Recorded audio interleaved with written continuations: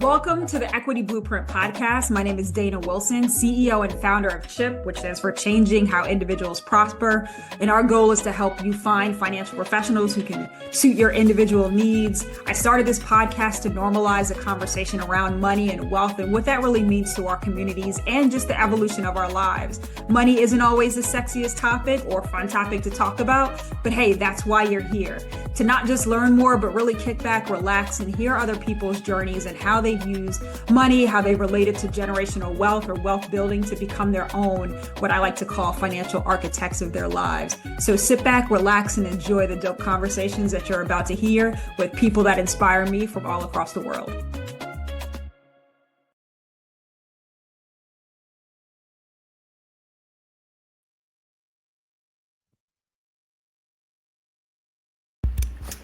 All right. Hello, everyone, and welcome back to the Equity Blueprint Podcast. This is episode 5, and I'm super excited to have you on. I'm excited about all of my guests, and it's always super special, and it's really dope people that I've known for quite some time. So welcome to the, I was about to say Included Series podcast, which was the previous one. I gotta remember to keep the rebranded name. But Mandy, welcome to one of the podcasts that I host. How are you doing? I'm doing well. I'm super excited. Thank you so much for having me. Yeah, absolutely. I'm excited to have you as well. So for those that, don't know Mandy, she is the founder, CEO of Official Black Wall Street, doer of all amazing things when it comes to just Black-owned businesses. But, I'll let you toot your own horn. But I think what you've built is extremely incredible. Oh, thank you so much. And likewise. Thank you. I appreciate that. Yeah. Thank you. Well, we're here to talk about and normalize a conversation around money. It's always about making it, fun and engaging. I feel like this is always that conversation that we have, in our group chat when things are going awry, and it's never something that we're just kind of talking about, in the forefront, just normal conversation. So love to kind of kick it off and really understanding, your money story, what money means, to you as it has kind of evolved throughout your life. Mm-hmm. Yeah. Oh, where do I start? It's funny. It does so much, right? Yeah. Wealth has changed so much for me over the years. Like, I remember when I was in the 6th grade, I was like, oh, when I get older, I'm going to have a different car for every day of the week. And that was my picture of wealth. Isn't it crazy how we used to say stuff like that and it just really made sense at that time? Yeah. That is a doable thing. So that was my framework of wealth at that time. Just copious amounts of money, lots of waste. I think as time had gone on, of course, you learn a lot more. But for me, I feel like, for me, wealth, there was so much that I've learned in like the past, let's say 10 years. So most of my story is within the past 10 years. Launching a business, which is not a cheap thing to do, especially one that's in tech. Having to, raise funds for that business. Having to look at money in a completely different lens when you're like hiring people. And yeah, it's changed so much for me. I think I don't want to keep going on and on, but there was this book that I read called Secrets of a Millionaire Mind. And that really changed so much in terms of how I looked at wealth and how I looked at money. I realized that at least my blueprint for wealth, it was kind of on autopilot. Growing up, I heard my parents talk so much about debt and about the money that they didn't have. And so that there was never like here's what you need to do. Here's how much you have to have saved. This percentage goes to this and this goes to that. So for me, I was kind of like free falling. It was like, if there was money in my bank account, I got money. Listen, we were rich back in the day. It was like, if money's in the bank account, then you're good. That was it. There was no strategy behind it. That was it.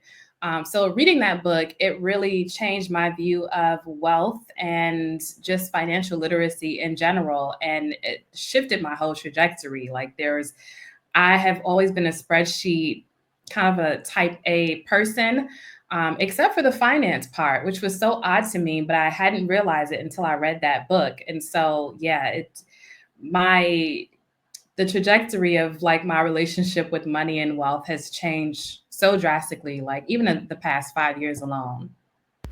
Yeah, I think it's always interesting, especially when we're, founders and business owners and we're building and we structure every single part of our businesses down to the T and organize. And sometimes when it comes to that one other part, which always tends to be like the finances, whether it's personal or business, it's just like, whatever over there is working, like things are getting done, things are getting paid, and we need to focus on like the operations, the business development, the sales, but there's no true plan and strategy sometimes around that, or we just kind of get to it when we get to it. And I love the fact that you talked about the spreadsheets, because I'm definitely that, spreadsheet type of person. And for everyone out there, it's okay to keep that going and keep that alive. What do you feel like one of your biggest lessons that you learned? I know you talked about like the past 10 or 5 to 10 years has really been that big financial shift in mindset for you. What have been those lessons that have kind of brought you to this new place that you're in now? I think the biggest lesson was the influences I didn't realize were influences when it came to my relationship with money. So, looking at the way that my parents talked about money, and I was like, oh my God, this is how I talk about money now, today. And that was really a jump scare for me. Repeat the question one more time. Oh yeah, no worries. Just about like the lessons that you feel like you've learned between, these past couple of years. I know that you felt like that was your focal point of transition to where you are now and how you think about it. What were those key lessons? I think the biggest one was just to be more strategic about finances and how I'm managing my finances. So, I have a spreadsheet. I go to that spreadsheet every multiple times a week. Before I was at that place where I was like, oh, I don't want to sign into my bank account. I don't want to see what's in there. I just got to trust that things are working. And now I'm in, that account multiple times a week. Just staying on top of things has been one of my biggest lessons. And also making sure that you have something saved for a rainy day. In business and in the personal life. I think that was a really big thing for me. I remember getting my first credit card when I was in college, which was a big mistake. And I think I had it for a couple of months before it was completely maxed out. So things like that, taking care of debt, just staying on top of things. Instead of procrastinating, I think that has been my biggest lesson by far. Oh yeah, I feel like every time we were at some sort of event at college, there was always those big billboards like "Come get a free Mhm. T-shirt or water bottle" or whatever they could do that was free to entice us. Especially when it was food, it was always crowded, right? And oh, by the way, while you're eating all of this, just fill out this little form. Doesn't mean anything. Won't hurt your credit score. Okay, Until like all the lies we were told as we're like eating pizza or free whatever whatever the thing is. Mhm. But I'm glad you brought that up about that intersection between personal and business. How do you look at? I feel like a lot of times I'm always talking about cash flow and cash flow management, but I feel like that's always from a business perspective, and we never really think about that from a personal capital perspective, right? And really looking at ourselves as a business and even as our own cash flow. Like, what do you think about how you transition that language to think about how you're think about your own finances in this moment, even in yourself as you're separating personal from business. For me, there isn't much of a difference between the two. Of course, you separate the church and state, but the Right. way that I manage my personal finances now is the same way that I manage my business finances, making sure that, I'm keeping track of my expenses on a month-to-month basis, the income that I'm receiving, making sure that I'm putting away a percentage of everything every deposit I get, there's a percentage that's being put away for savings. And then, looking at high yield savings accounts, even for the business side. So if we get a grant, I'm shoving that grant into a savings account that's a high yielding savings account, and trying my hardest to, use whatever the interest is opposed to the principal. But yeah, I think for me, the biggest turning point was realizing that the way that I the way that I was managing money was the same for both sides, and realizing that, things needed to change, especially when you're growing a business, you're hiring new people. And it's like, oh my gosh, there was one point where we had gotten like our biggest brand deal. It was six figures. And it was like, oh my gosh, this is so much money. And it was so much pressure. And it was like, okay, what do we do with this money? And so, being more mindful of these things, especially it's so easy when you have a large amount in your bank account. You're like, oh my God, this is so much money, but it goes so quickly. Right. I'm like, say it again for the people in the back. Right. I was like, I've known. Yeah, to your point, it's like it's always that being prepared for the money coming in as a business owner, because it could just go in a way that we're not really realizing it too, right? So it's like you've got all these other things that you have to pay and do, and you're talking about managing people, and what that experience was like. So what was it like kind of transitioning from maybe that solo business to now, hiring people and then also paying people, and the things that you kind of had to think about as you started that process? Because I feel like that's the stuff that we don't really talk about, and all the things that come with your transitioning from maybe an LLC to a corporation. And now you have different taxes on top of your employee taxes, and all of this stuff. Yeah, that was, oh my God, so much pressure, because it's like this person's livelihood is in my hands. It's not just me. With me, it's like, okay, if something goes wrong, I can always pick myself back up. But I'm not playing with someone else's livelihood. So for me, the pressure was so much greater. And trying to forecast things, so making sure that you have enough, not just for this month, but for next month and the month after that, and so forth and so on. There's a shift that you have to make when you're going from just being a solopreneur to now having this team that you have to manage, on the finance side, and then also just on the relationship management side, and then the intersection of those as well. So thinking about how much you're going to pay somebody, is it hourly? Is it, are we paying them, a one-time fee each month? And thinking about how much money you have left for all the other expenses. We have a tech company, so we have a pretty large tech stack. So being able to grow in a sustainable way, where you're able to gain more revenue and slowly, hire new people that are directly impacting your revenue. So, bringing this person on, I know that we'll be able to 2x, what we're making right now. So being strategic on that level was really, really tough. And honestly, those are things that I didn't think about the first time that I began hiring new people. It was more so, okay, what don't I want to do?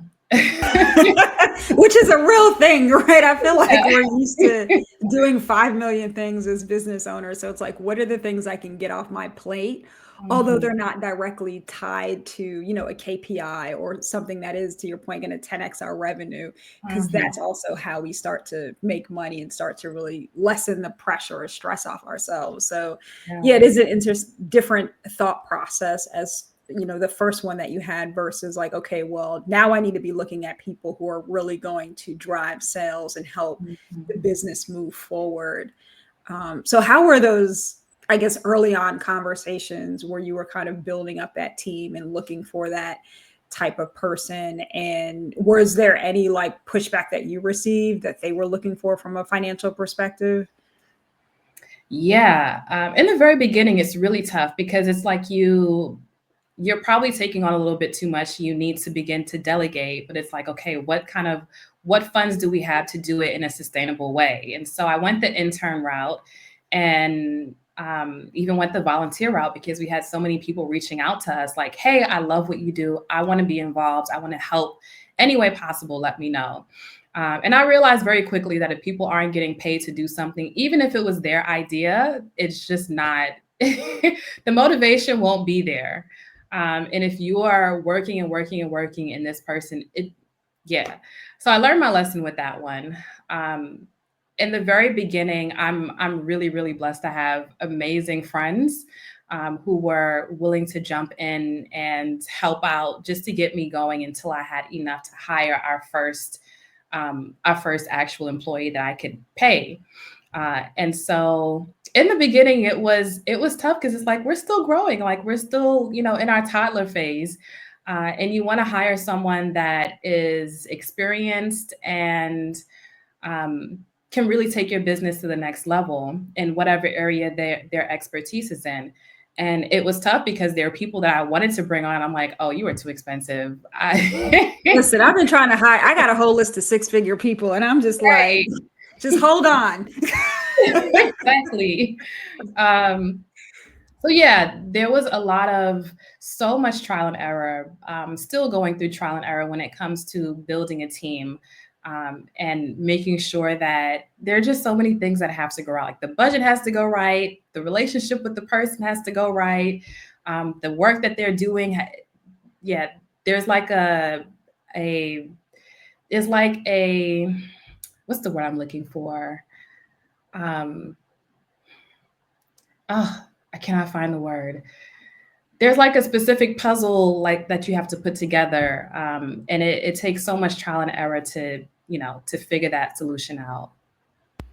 Yeah, it's definitely just, trying to figure out relationships. And also, I feel like when you're dealing with money, especially when people are used to kind of coming from that safety net or, and that's in air quotes for those who aren't looking at the video per se.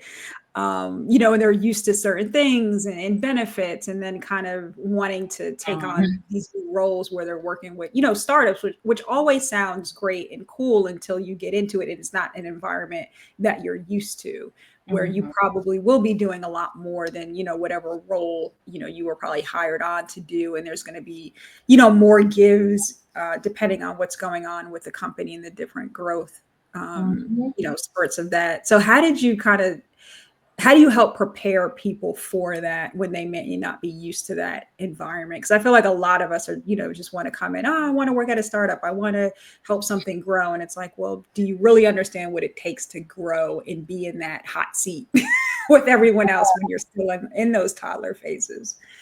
I think the biggest thing is learning that growth is not linear. So sometimes there could be a really, really good quarter followed by a really, really bad one.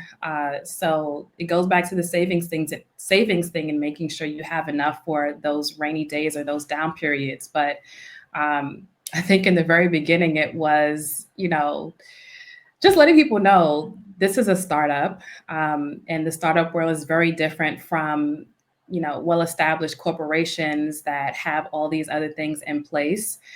We'll get to that place, in the future. But for now, there's a bit of uncertainty when it comes to growing a startup. And like I said, growth and revenue and even expenses can fluctuate. Like there was one time where, as I mentioned before, we have a tech-based company and developers are expensive. So there was one time where we had hired one developer or a development company to do something. They completely fumbled it. And so we had to run to someone else to fix it and ended up paying lots and lots and lots and lots and lots and lots and lots and lots of money to have that thing fixed. And that impacted our cash flow at that time. So there's so many different variables and things that happen that just pop up out of nowhere, and fires that you have to put out. And so I'm always upfront with people and, so that they know this is what you're getting into.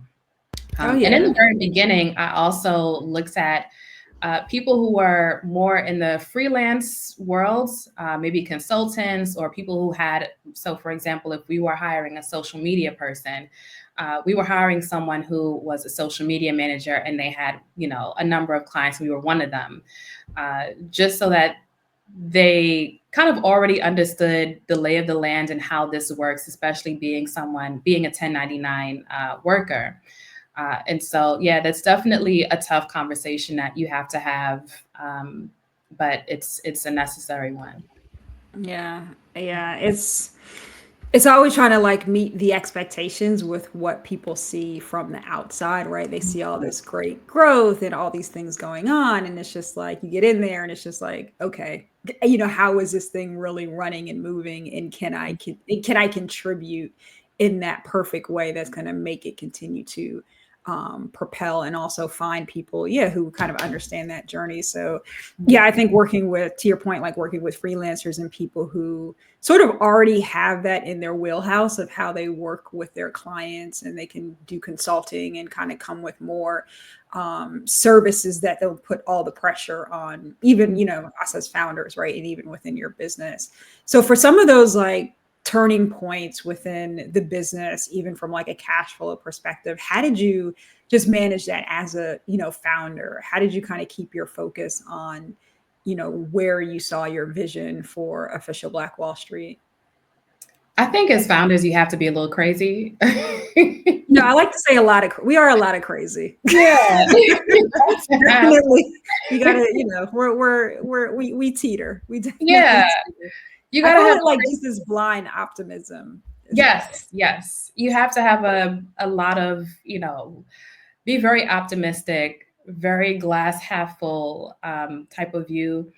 And this is your vision. You see the end goal, you see what it looks like when things work out, and so you just keep pushing. And for me, it's also knowing that being a business owner and growing a business, again, it's not linear, and everyone is just trying to figure things out. Everyone, there are large corporations that are closing stores every day.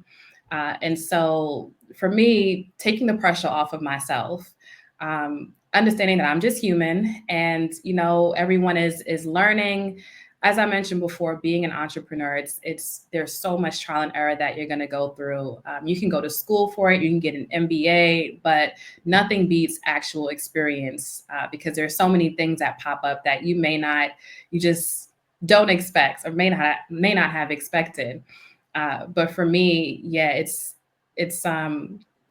keeping that end goal in mind, and understanding that to get there, it's not linear. There might be months, even years, where it's like, oh my gosh, are we ever going to get a break? And then the next day your break is there. So I think as long as you understand that you might have to pivot 10 million different times before you find that sweet spot, and what you start with may not be what you end with, I think that's the way to go.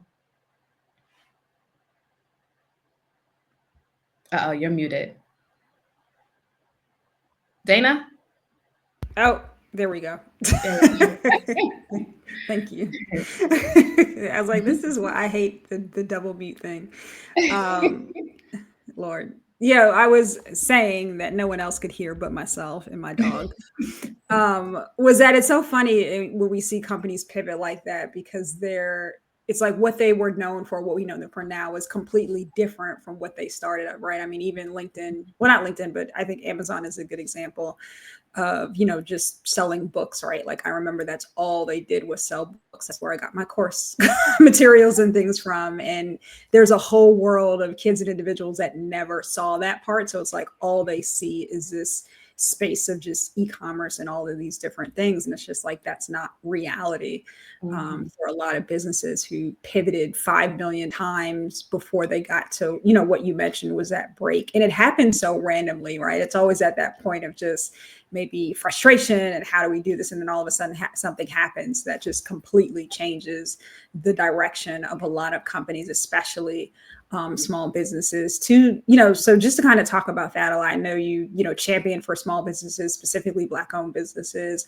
What are you seeing from their landscape as far as how they're continuing to build from the, businesses that are on your platform, how they kind of start to think about even their own cash flow, and especially how they're navigating now as the world is having a moment, we'll just let it rest in peace That's a nice there, way of and putting it. not give it space on this podcast at least. Mhm. But yeah, how are you?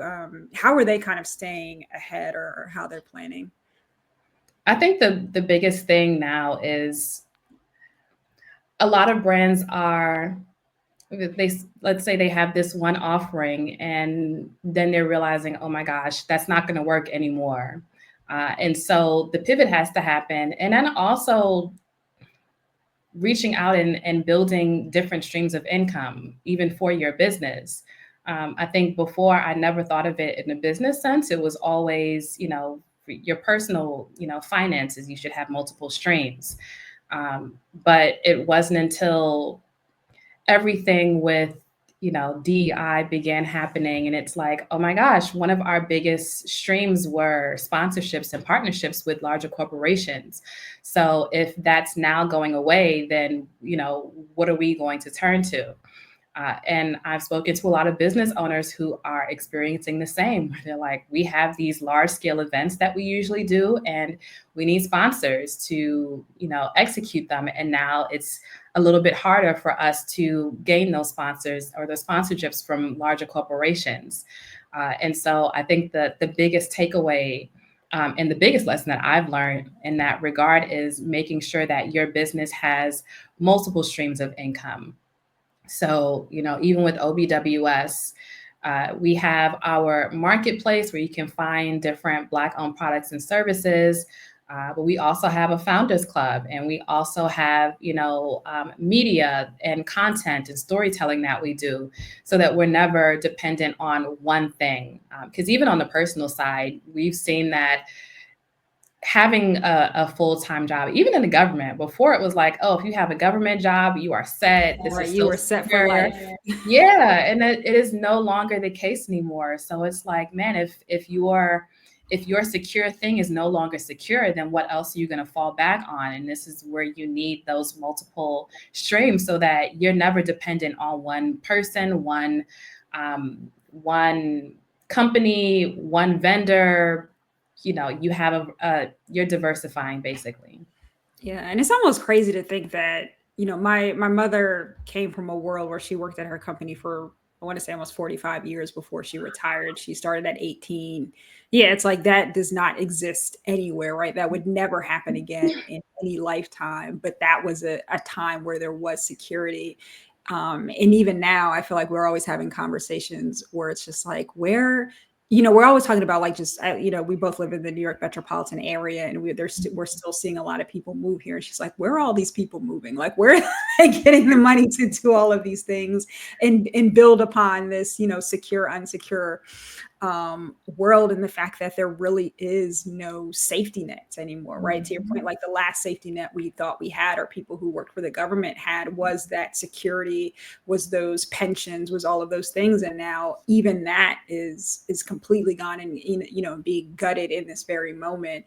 And now you have even a lot of, the businesses or Black-owned businesses that are probably on your platform rely on some form of government funding or certifications and things like that are no longer being pushed through to their businesses. And I'm just, curious to know your thoughts around, just based on all of, those things and all of what's going on, like, where do you see the evolution of how we start to really pivot our business? I know you talked about, different forms of revenue, but just as a whole, how do we really start to bring our communities together more to continue to scale when we don't have all of these things? Yeah, that part is really, really tough. Yeah. Especially now that we're about to go through, have been going through a recession or economic downturn. It's like people don't want to spend money.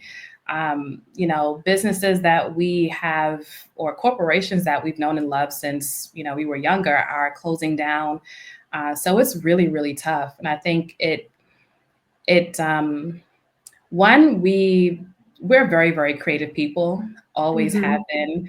I'm not worried, even though I mentioned all these horrible things, I'm not worried at all about any of them, because I'm like, we've been through so much That is a worse, fact. and we have time to do it with smiles on our faces. So I do believe that we'll all find ways to pivot. And I do think that we'll also, start leaning on each other a lot more. And, even at the top of this year, there's been so much talk about buying Black and supporting Black owned businesses.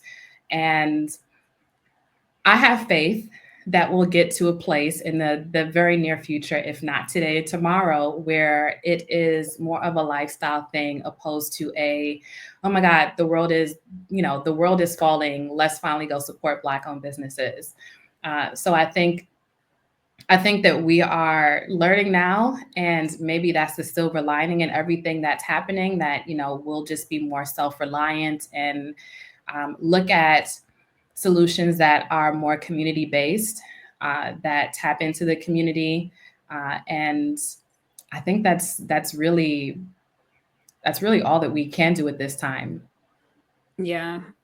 Leaning on community in all ways. I mean, we were always doing everything that we had to do, even when everything was always against us and always has been, just that pressure and that built on community, right? We were always successful when we were in community. We built businesses, we created wealth for, entire families and countries and all sorts of things that we were able to do and still can do. And I like the fact that you talked about, it not being something that we're doing when the world's in a dumpster fire, is supporting, businesses or Black owned businesses. It's really like, this is what we should be doing, period. And there is no otherness or other around that. It's just that these are great businesses, strong, viable businesses with amazing founders and business owners who have deep passion for community and the vision that they have. So what is your, if you could wave a magic wand and see official Black Wall Street and the impact that the company has made and will continue to make for Black owned businesses, what does that look like? Because I know it's large and I know there's a lot that we can do, but what does that look like for you? Oh man, that is such a fun question. I would say my biggest goal with OBWS is for it to be a global ecosystem. So it would be an even stronger one where, where we're completely self-reliant on this community of consumers and business owners, and anyone can wave their wand and say, hey, I need someone who does this in this area, and it's like, oh, I got you. So for me, it's creating that community, that sense of that ecosystem of commerce and give and exchange between all of us, and also going back to storytelling. I feel like we said we weren't going to talk about this, so I won't. But there are people who want to change so much about our history, and we can talk about it a little bit. We can talk about it. We just don't have to give places a name and things.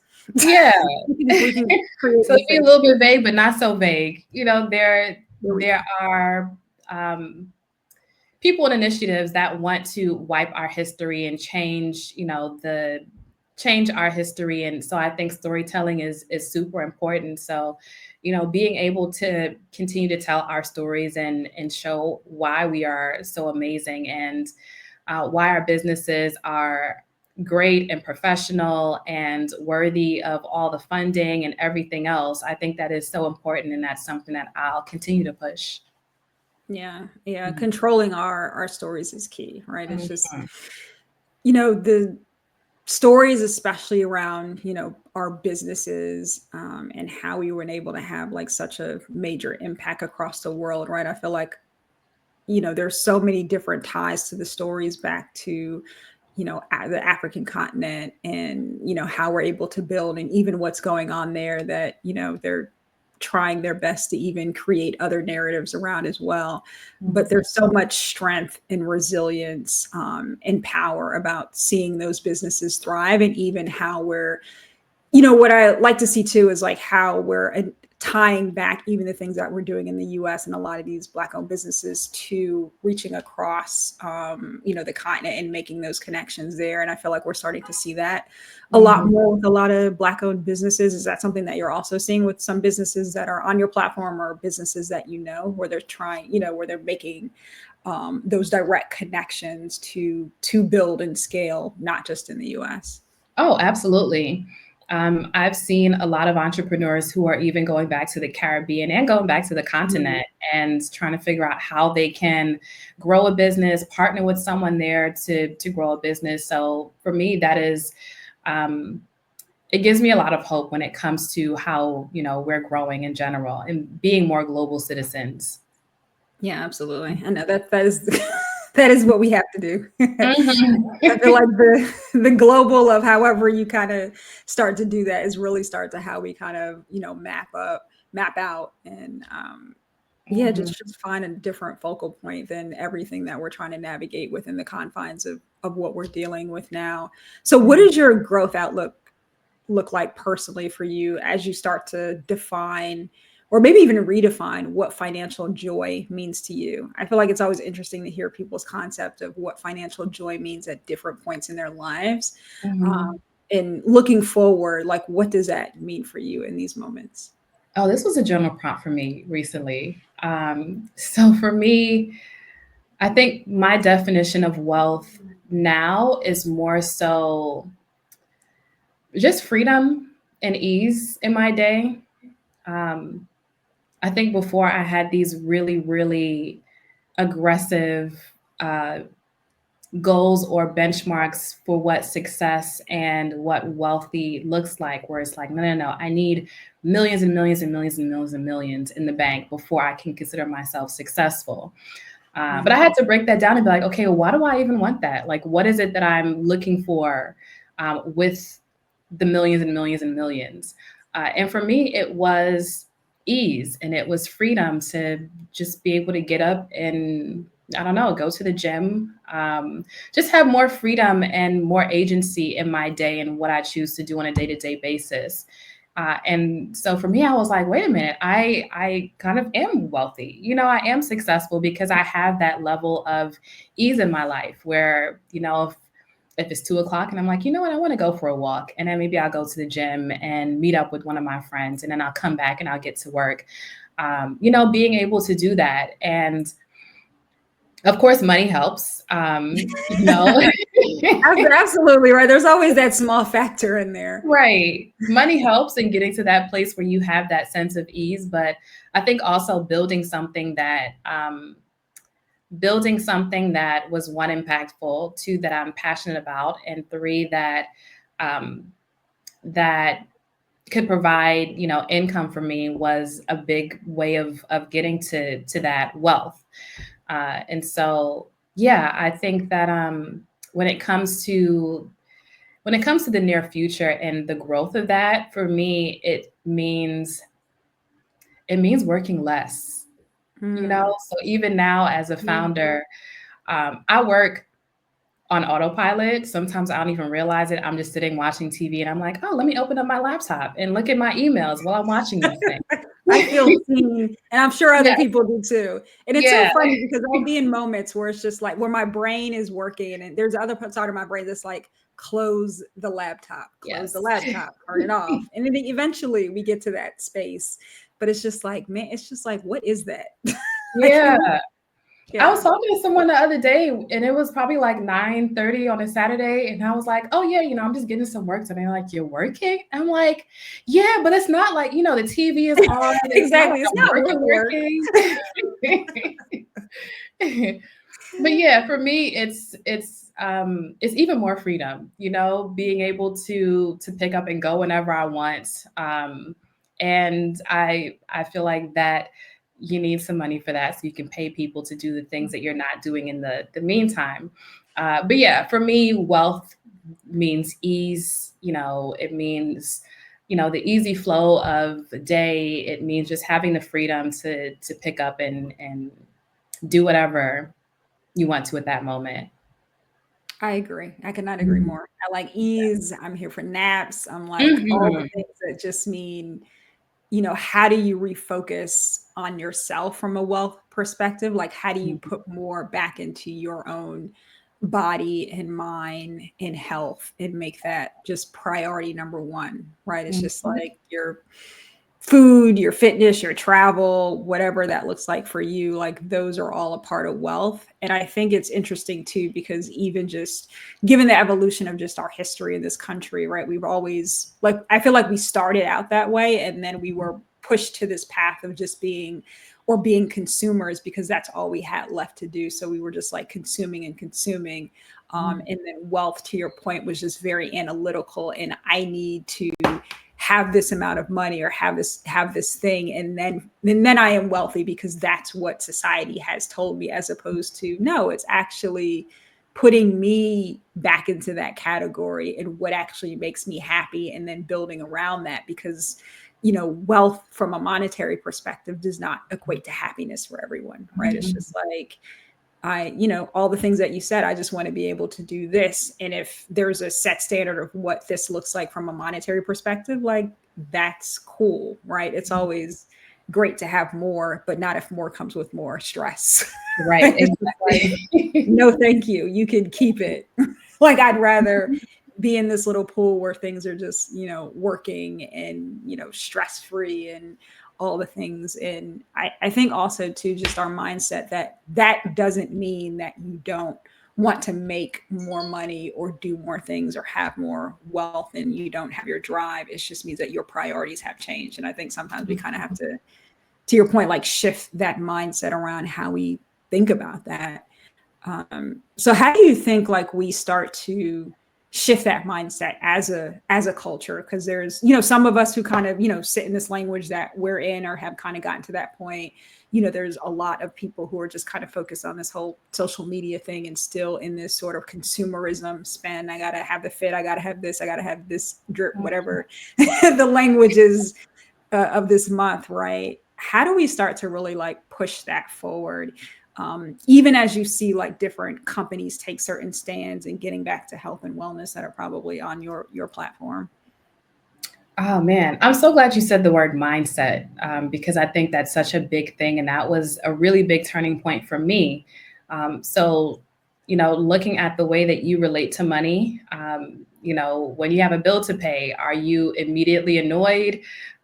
Looking at if you're about to pay for something, are you like, oh my God, I hope it goes through? These things and how we talk about money, how we think about it.